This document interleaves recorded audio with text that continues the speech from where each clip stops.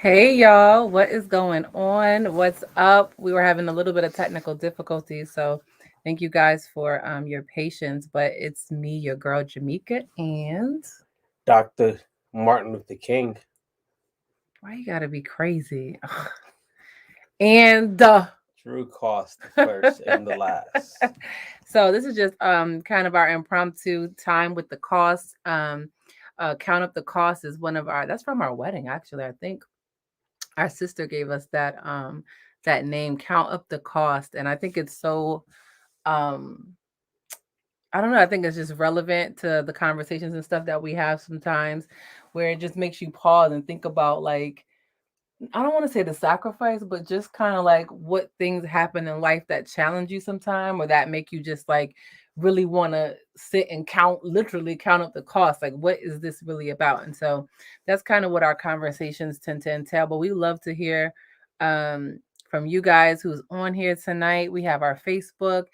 We got our Facebook family. We have YouTube going on. So let us know who's chiming in tonight. But what are we talking about tonight?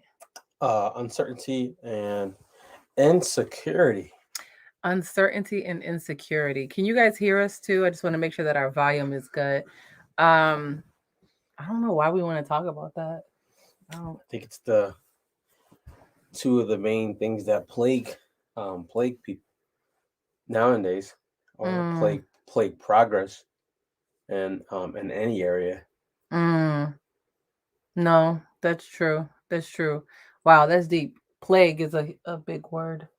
Yes. Um, Exodus in the Bible. it's an Exodus. Whatever. So yeah, I wanted to define it first because I don't know, definitions tend to help me when I'm really like looking to go beyond just like what I think it means or what I've heard or how I've used it in context. Mhm. So I'm just going to read the definition really quick of let's do insecure first and then uncertainty. Let me make sure we're on Facebook. You guys can see us on Facebook, right? Can y'all see us on Facebook? Where y'all at? Hun, can you check your phone real quick? Make sure people can see us on Facebook. I'm sorry, y'all, because I can't see y'all. And I'm like, I know y'all here. Oh, Um, yeah, there's Brother Eddie. Hey, Brother Eddie. Okay, y'all can see us. Um, so really quick, I'm gonna read insecure, so that I can give you the definition before we kind of get into the conversation. All right, the definition of insecure: deficient in assurance, beset by fear and anxiety, not highly stable or well adjusted. What some two words jumped out to me automatically. Unstable, Unstable? well adjusted, not well No. adjusted to me. See, this is why husband and wife, I believe God gives husband and wife because y'all like look at things from like totally different perspectives. Those were not my two words. My two words were fear and anxiety. Cause I'm like, those are principalities. I don't know. I don't want to go too deep with that, but it's like those are like serious things. Like those You said what stuck out to me first. I know. Yeah. I know. What stuck out to you first was what was it, hun? um, Not well adjusted Not well adjusted and and unstable. unstable. Okay. So when you think of that being a factor in holding you back or someone back, like what would an example of something like that be? Like have you faced any of those type of things? Yeah, both of them. Both of them?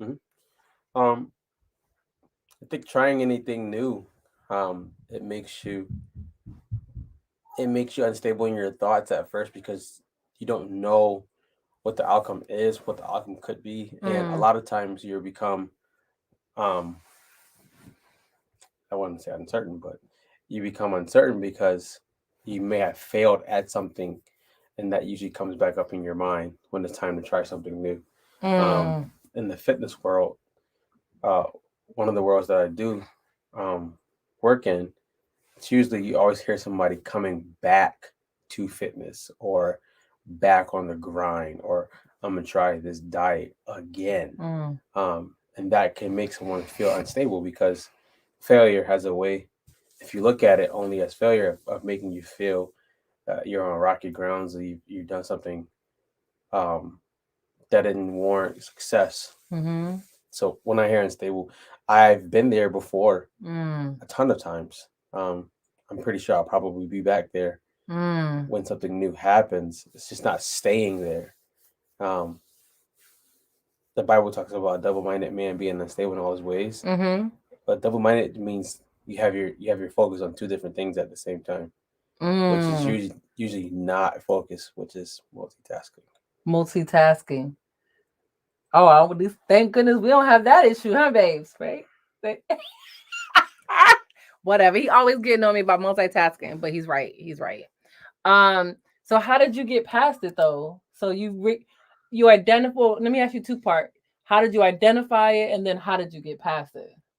So identifying it, you can. I'm a regiment. I like regiments, and the Okay. reason why I like regiments is because it starts to take away all the extra stuff that does not need to happen, or it just starts to help you get into grooves to get into a place where you can focus. Mm-hmm. And usually I know when something unstable is happening, where my grooves are totally messed up or my regiments are messed up. But I was unstable in decisions, making the decision. One of the decisions that we made that were pretty big was going from the garage to the redemption hub. Um, Mm. and it was something that we felt strongly that God led us to do. Yeah. It was unstable because now it was like, well, now you really have to make money. like, like now you have the family to support, Mm-hmm. the the business and ministry to grow. So that unstableness knocks you off your regiment. Right? It knocks you off Mm. how you normally would do things. I get up to now do things and then go turn the lights on, go turn the all those type of things. So addressing it for me, I usually feel it a lot when I feel unstable. And Mm. sometimes unstable feels like being overwhelmed. Um, Mm. and how to address it is usually you see that, I'm not sure who that is, but you see Shamia. that, Whatever, yo, Shamia. multitasking is not productive. You are burning two ends of a stick That's a at the good same that's time. a good example. I Seriously. mean, or a good analogy. Like you're just like, but it feels good. You be like, I got two things going on at once. You be like, which one came out good? Mm. So feeling the uncertainty you're talking about, Yeah. feeling the uncertainty, and then second, how to address it. Insecurity, I'm sorry. Insecurity is to sometimes stop and realize what is going on that's in your control and Mm. what's going on that's not in your control. Okay. And usually when you start realizing what's in your control, Mm-hmm. you start to realize like I'm doing too much, or these feelings are coming from something that happened back in the day, or it's happened a couple of weeks ago, that's making me feel like this. And feelings are not always real. They're not. Mm. Feelings are one of the biggest hangups when it comes to moving forward. Mm. And it feels like the feelings are true because they're loud, they're clear. Mm-hmm. It doesn't mean it's always right. Mm-hmm. I think one thing I've actually appreciated and learned even in our marriage is like no matter, I know a lot of times you'll bring me back to like how are we feeling in this moment, right? Mhm. So it's like, all right, just because you're feeling it, just because emotions are high or whatever might be going on, it doesn't mean like that's like ultimate fact and No, truth. no. It's just like, all right, like you say, our feelings, I always call it like a sum total of our experiences. It's like a lot of times our emotions and feelings are derived by like the past, Yep. or learned behaviors or what have you. And so I think how you even describe how that comes up in insecurity, it makes you want to pause before you make a move. I always think about don't make like a lifelong decision and a moment like in a momentous occasion. Like in Hmm. this moment, I'm mad. In this moment, you know what I mean? Like I'm thinking all these things, but like don't act on it. Wait till you settle. Make a decision when it's like peace and calm. You know what I mean? So I think even in insecurity, that's a great example too. Like even when you're insecure, don't make a knee jerk reaction No. to like how you're feeling. Yes. So it goes back to multitasking. When you're in the heat of feelings, you usually start to multitask. You start to Mm, think about how can I get out of this feeling right now Mm. and make the next decision Yeah. instead of just stopping for a moment and Mhm. realizing, hey, let these feelings calm down or let these feelings subside or address the feeling. Why am I feeling this way? Like, Yeah. why am I feeling insecure? Like, what? Of course, that may helped with like therapy and prayer and stuff like that. But Mhm. some simple questions is like, why do I feel scared every time it's time for me to start something new? Like, Mm. that's not the devil. Yeah. Like, it's more so like I feel scared because last time I tried this, I didn't succeed at it, or I didn't get the. I say this a lot.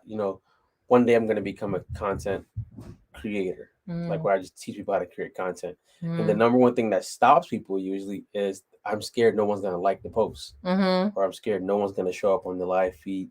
So it's just like a rehearsal of thoughts in your mind, like this happened, but it's just going back to addressing it and realizing that everybody who tries something great, you're going to feel insecure of some sort. Like Mm.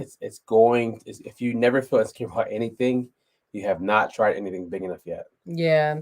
I think you bring a valid point though about I know sometimes we'll say, it's the enemy. But the truth of the matter is, anxiety and fear are weapons of the enemy, right? But it can't really connect to something that's not present. So if Hmm. I don't allow that fear and anxiety to like rest and rule in my situation, then I'm then having the upper hand to say there's no connection with you and I.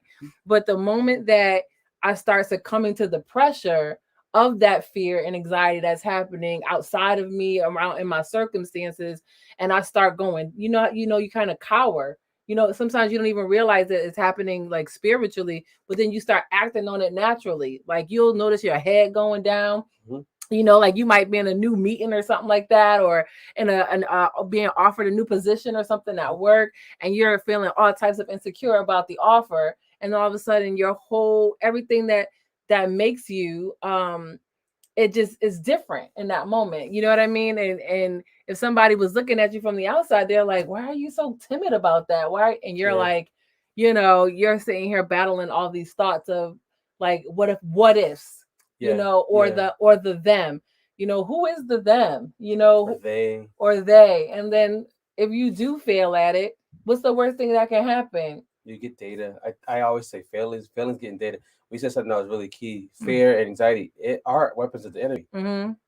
but we also have to realize we cannot fight the enemy with his weapons with our feelings, and Mm. that's usually what happens. Is Mm-hmm. like he starts bringing on these seeds of why you should feel anxious, or Mm. these seeds of this is why you should fear this. It's Yeah. not like he's coming with a sledgehammer or something like that. He's Mm-hmm. coming with a suggestion.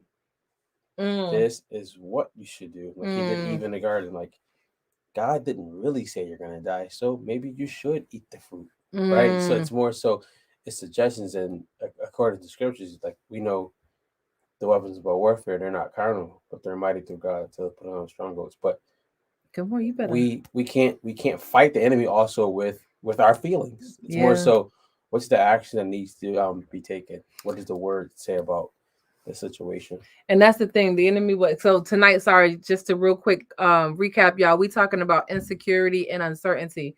Um, the enemy would love for you to forget your weapons. Absolutely. Like if you could stay in your emotions and like stay in that bed and put the covers over your head and not pursue it, not pursue the very thing, like it's an illusion. Hmm. These fear tactics, these things that are put before you in order to stop you and in order to make you insecure. If you could stay in all those emotions, he feels like he's won. Uh-huh. And truth be told, then you get coupled with the spirit of sabotage. Yep. Yep. So it's like now I done sabotage something that never even happened because I never showed up for the opportunity Hmm. because I was so insecure. And it's like an island of one. He brings, of course, his job is to think if I allow the door of insecurity, of anxiousness or fear, or if I allow those doors to, if I see those doors have a crack in, I'm going to open it. Mm. But then I'm not coming just with fear and anxiety. I'm coming with bitterness, Yo. resentment, Yep. suicide. He's Yep. coming with more things. But it's Yeah. important to realize just because you may feel insecure doesn't mean it's the enemy. It could be something that literally happened that has never been addressed, or Mhm. something that you may need to get uncomfortable doing. Mm. At first, growth is, we always say it, like we say like, um, if you want to grow, be uncomfortable. Like, Mhm.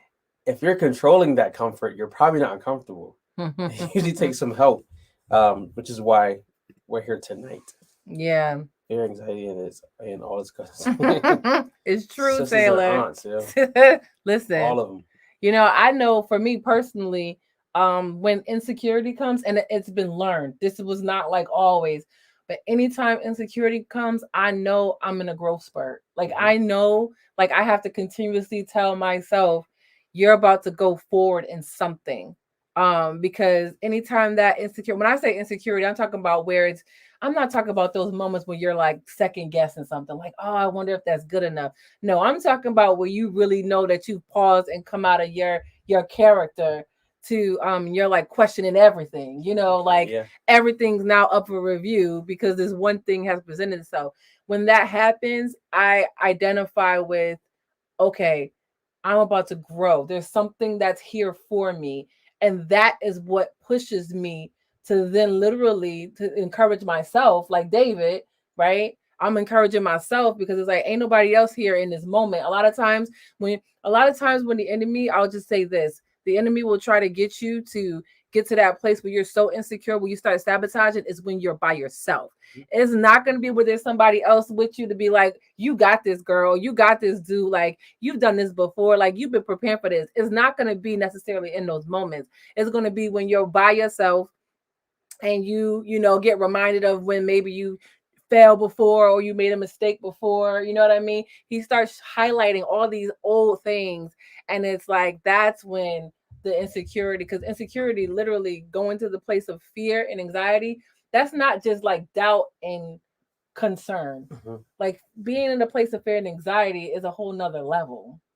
How do you think, as a woman, women handle insecurity? um as a woman, how do women handle insecurity?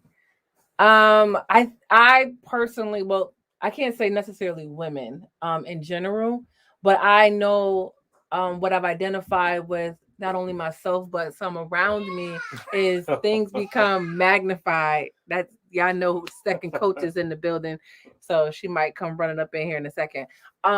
But everything becomes really magnified, and I feel like senses get really heightened, we get really laser sharp, everything starts to be like, we start pointing out, and I think we start pointing out a lot of things that don't even need to be addressed. Hi there.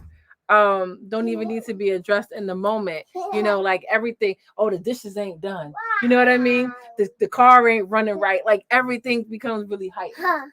That's what I think happens when insecurities creeps in. I don't know if there's other women out there that have ever felt that. Like you feel like all of a sudden you're like analyzing everything. Are there any other women on here that can agree to that or have any other feedback? Like what happens to women when you get insecure? Mm. Like what happens? I think from coaching women Mm-hmm. so much is that you start to go into a place of, I gotta make everything else perfect, or Perfectionism. I gotta now, Sorry, y'all. um have to now just either not do nothing at all, or Mm. everything has to be perfect, or I don't even like accept myself and stuff like that. Hey, Aaliyah is here. Yeah, Leah showed up in the building like this is candid camera. I hope Rachel don't fall behind that. Let me see. While Drew is saving his daughter's life. Let's see. That's how I am. That's how I've been at work. And my coworkers like, chill, you are over analyzing. Shamia, I can totally relate to that. Totally relate to that. I wish I had somebody to tell me to chill though. Like You know, Shamia. Usually, if you tell a woman to chill while I talking about, I am chill. no, I don't mean like I mean at work though. Like I mean, see, hon. She's all right. All right, guys, she all right. She's all right. Hold on, y'all.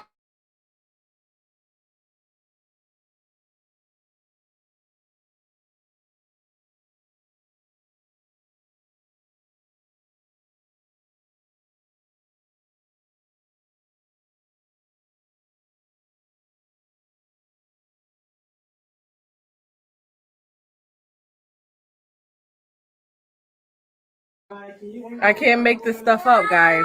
Didn't I say she was gonna fall behind him? So then, didn't I say that? I said she was gonna fall behind him, and it happened. I feel like I prophesied this stuff, like. But Daddy's to the rescue. Aaliyah's fine, guys. But yeah, I'm just curious as to what you guys would say. She's screaming, but she's okay. Um, bring her here, hun. Mama to the rescue. Mama to the rescue. This is where we getting into uncertainty. Okay, like you can't make this stuff up, hun. Just bring her here. These kids, okay, like this is reality here. That's why when I watch reality shows, I'd be like, nah, y'all got somebody that's editing all of that because I know y'all got kids falling behind the bed and everything too. Like whatever. But yeah, are there any other women on here that can say what your experiences are when you feel insecure? Like what do you do? Like what is happening around you? What's happening within you? Our three pillars for the Redemption Hub, where actually my husband is the coach for fitness, and I actually do a lot of the spiritual and mental work and mind work at the hub. Together we do it simultaneously, but our three pillars are mind, body, and soul. And so those are our three focus points. And so what happens to you? All right, all right, all right. Come on, come on. All right. All right. Come on, come on. You can join the people too. Come on, come on. All right. You all right? All right. All right. Come on. Come on. Come on. All right. All right. Come on. Okay. All right. There we go. Say hi to the people. You okay? Okay? All right. It's like you can be doing good, but don't seem good enough for you. Shamia, I totally get that. And you know what, Shamia, do you ever notice how it's something that you probably have done in the past with your eyes closed? Like you've done this thing, or you've been thinking about this opportunity, or you've been preparing. Okay, sweetheart. Okay. All right. Ooh. Ooh, go see what daddy got. He got Dougie. All right, girl. You good? All right, girl. All right. Um, you can have done this thing or been preparing for this move for a minute, and then all of a sudden, when it comes, it's like a person training, right? You could have been training for a competition and you've been lifting, you've been, meeting all of your goals and your measures, right? And then the day of the meet comes and you like, I can't do it. It's like, Mhm. what? What do you mean you can't do it? Like you've been training for this and you've been snatching and doing all these things all the last 6 months. And it's incredible how we just all of a sudden start, like you said, feeling like we're not good enough in those moments. Shamia, thank you for sharing that. Um, Lord. Oh God. Are there any other comments about insecurity? Because I'm gonna move on to uncertainty if not, because we're about to wrap this up soon, y'all. But we thank y'all for chiming in with us. Thank you for your patience and thank you for working with our family. We appreciate you. All right, uncertainty. The definition of being uncertain is not known beyond doubt, dubious, not having certain knowledge, not clearly identified or defined, uncertain. Anything stick out to you, hon? Not clearly defined. Mm-hmm. That's the main except to me. Yeah, I think for me too. I think not clearly defined and not having certain knowledge. I don't know why. And I know this is something that God deals with me on. Can I just be 100? Like I like to know the plan. I like to know what's about to happen. I like to know how to prepare for it. I am a planner, okay?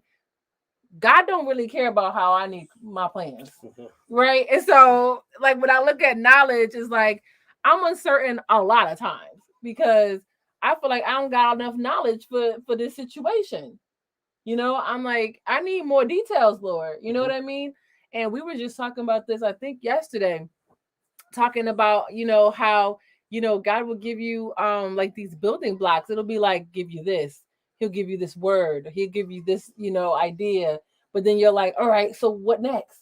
Like, I got the idea, I wrote it down, and it's like, what next? And it's like, okay, just like I gave you that piece, I'll give you the next piece Hmm. when you can handle it. Because honestly, that's what is happening.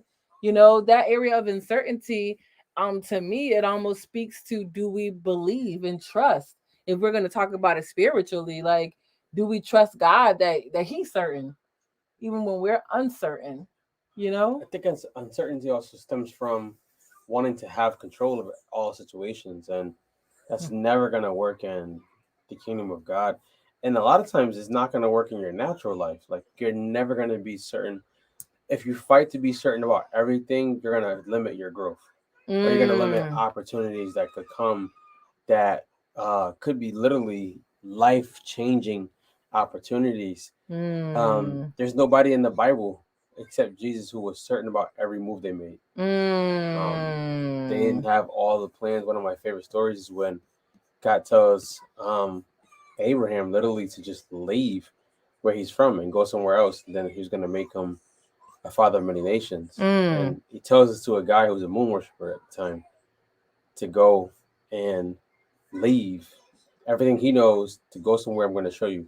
That's a lot of uncertainty, especially when you're Mm, in a land where you know everything, you know the moves. Uh, but God doesn't He doesn't cast us away because we're uncertain about things. He invites us to come back to, trusting Him, and inviting us to acknowledging Him in our ways and stuff like that. yeah.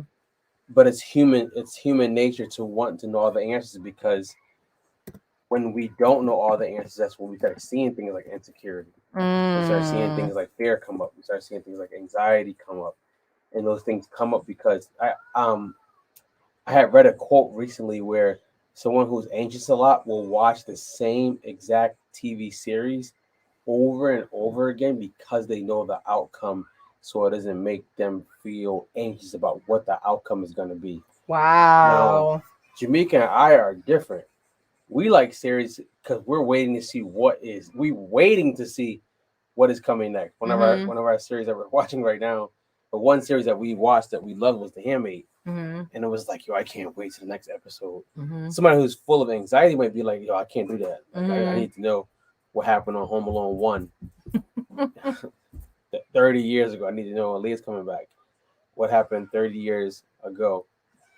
Um, but uncertainties, it's a real thing. This is We're not cast away because of that. The Bible gives us antidotes on how to handle it. Mm. Yeah, uncertainty. When you talk about wow, that how if you want to always be in control, that's ultimately what it is. Like, I know as a woman, I know just personally, coming from being a single woman for many years and then becoming married, is like, even back then, I really shouldn't have been feeling like I needed to be in control. But I just didn't know any better. I didn't know that I even could rely on even the Lord for things at that time. And so, like, control became a way of living in order to survive. And so, when I think about that, now that I'm aware, when you come into an awareness that, okay, no, I cannot control everything. Otherwise, you will constantly be on this merry-go-round. You'll be like a hamster on a wheel of insecurity, because I mean, of uncertainty. It's like, if you will always be uncertain about something all the time. But what you do with that and how you rest about that makes all the Mm-hmm. difference. So it's like, now learning that, yes, I do like control. But for two, learning that God is not concerned about me needing control. Mm-hmm. Okay, because He's in control. That's for one, or for two. And then for three, for my own peace of mind and my own mental health and my own mind being at rest. Because I know, for me, when I'm uncertain, I think a lot, and so I'm constantly processing information. So what does that mean? That means that you're not getting REM sleep. Mm-hmm. Like, you think you sleep, but you not. You wake up tired, like as if though you didn't go to bed, because Mm-hmm. you're thinking about this thing, because you're like, what is it? What are the possibilities? And if this is the possibility, this is how I'll react. If it happens this way, this is how I react. And it's like, It is so important. Worry. Thank you, Shamia. You know what? If we just sum it up, it is worry. You will be constantly in a place of worry. And that right there is not healthy mentally, spiritually, naturally. It's just it will eat at you. And God tells us in all ways not to be anxious for anything, Yeah, right? And yeah. so it's like anxious and worry are synonymous.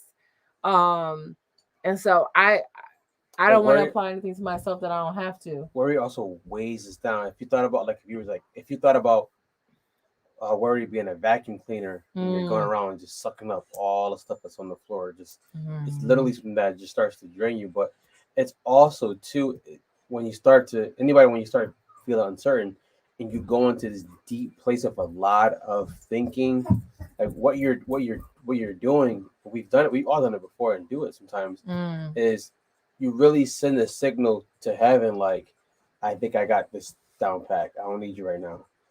And guys, like, you don't even know what the next move is. Mm. That's why I'm telling you, don't worry about it. Like you're worrying about Aaliyah interrupting the, the live feed where somebody could get a nugget that could help them out for life. Mm-hmm. So it's more so he's like, I know what's gonna happen next. So I'm telling you, don't be wise in your own eyes. Or I'm telling Mm. you, in all the ways acknowledge you. In all the ways acknowledge me, and I'll direct your path. But then he says literally right before that, do not lean on your own understanding, Yeah. meaning you have a limited amount of knowledge for a finite, um, infinite problem, or Mm. you have a little bit of knowledge based on something that I'm trying to get you to do that may be a success for the next couple of years. Mm. Right? It's more so like when God shows us, so He brings us to a place when we start to feel insecure and uncertain.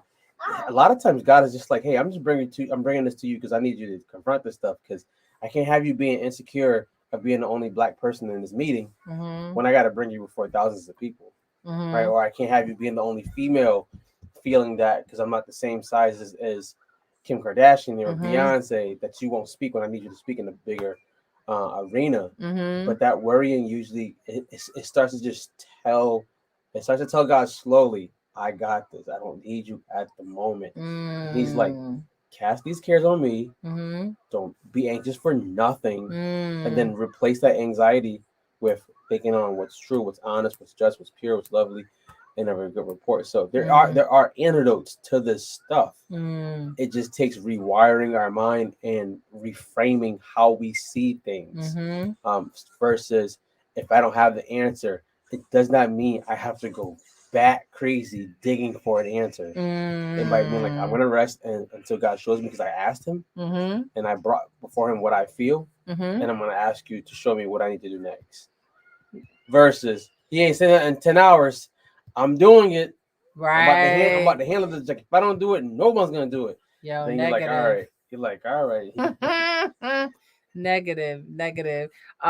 Taylor said, at some point, the only thing that becomes certain is, sorry, worry is the only thing that feels certain. That is so true. It's it's like you can almost guess. You can almost what they say your mo, you know yourself. I always say that too. Like I know me. You know yourself. And so knowing yourself, you have to then realize when you're going into that place, with that place which I would say is it becomes unhealthy. If I can predict where I'm going with this, I'm about to nip it in the bud as soon as I start feeling it because I know myself. Mm-hmm. You know, I know when I can worry, I know when I can fear, I know when I can be anxious.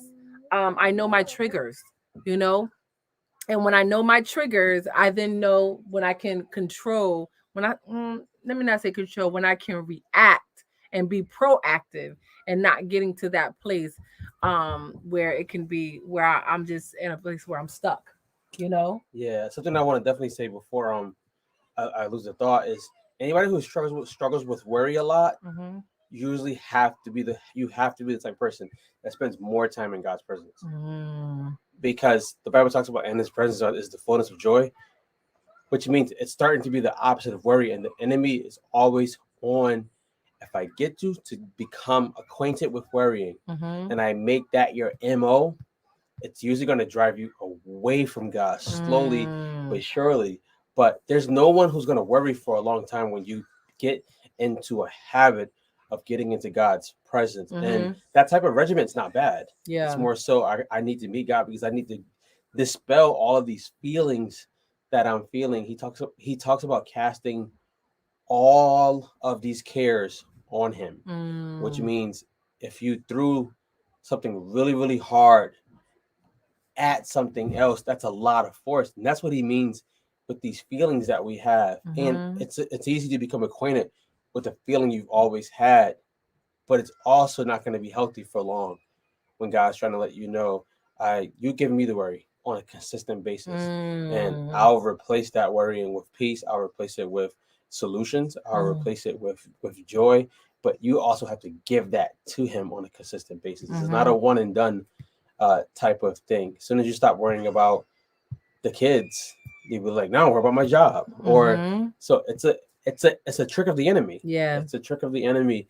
But the antidote is spending time in God's presence. I usually try to tell people, how much time do you spend in God's presence? It's Mm. not so much the stopwatch or a timer. Mhm. It's to realize, if you don't spend time showering, you are going to stink.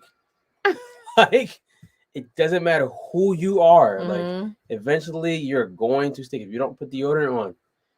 It's going to show up Yeah. eventually, right? Same thing with worrying. It's going to show up in how you feel. It's going to show up in your attitude. It's Mhm. going to show up in your mood. It's going to show Mm. up in how you address people, Wow. right? It's all going to show up, and you're going to be like, that's just the way I am. That's not Mm. just the way you are. Yeah. That's not how God made you to be. That's Yeah. who you are allowing yourself to be at the Yeah. moment. No, I totally agree with that. What came to my mind is how Bishop T.D. Jakes, he said one time, if he knew what he knows now, when he used to worry and like lose sleep, he would have gotten in that bed and went to sleep. And I don't know why that just stuck with me because I was like, he's so right. Like, and literally it's in alignment with the scripture. When scripture says, what man has added an hour to his life by worrying? Like, None. basically, God is saying, like, your worrying is not going to help the situation. It's only going to hurt you. It's not going to help it at all. You thinking you're about to get an answer or something like that from your worrying? No.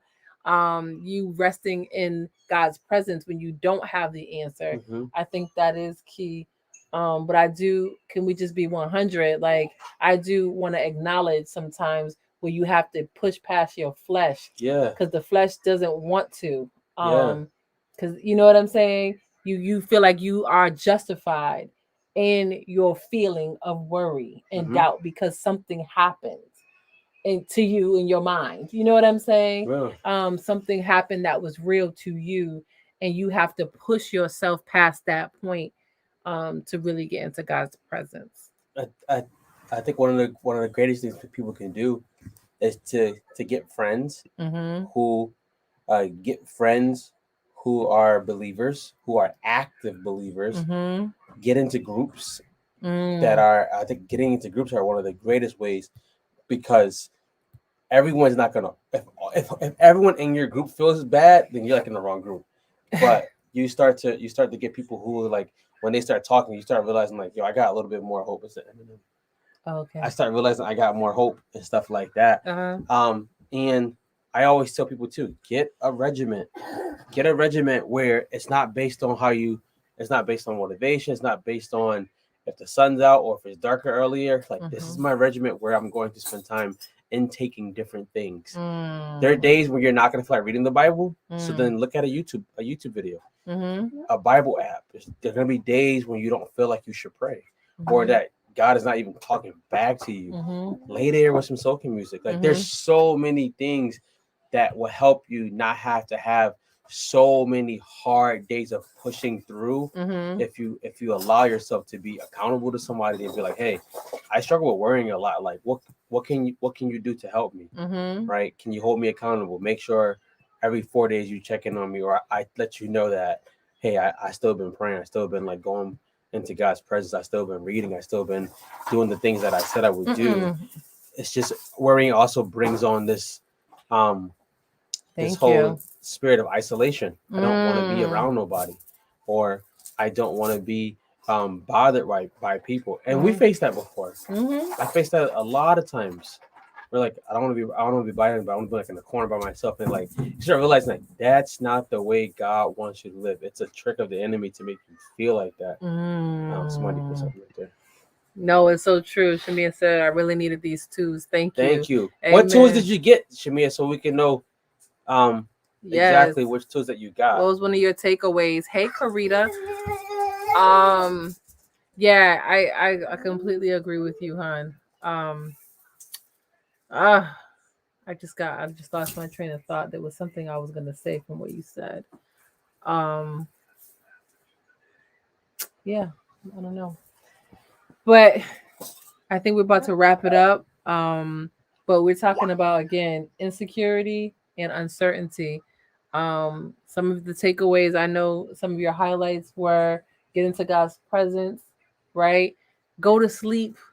Stop worrying about that thing. Like little real practical is gonna be there tomorrow. This you know what I mean?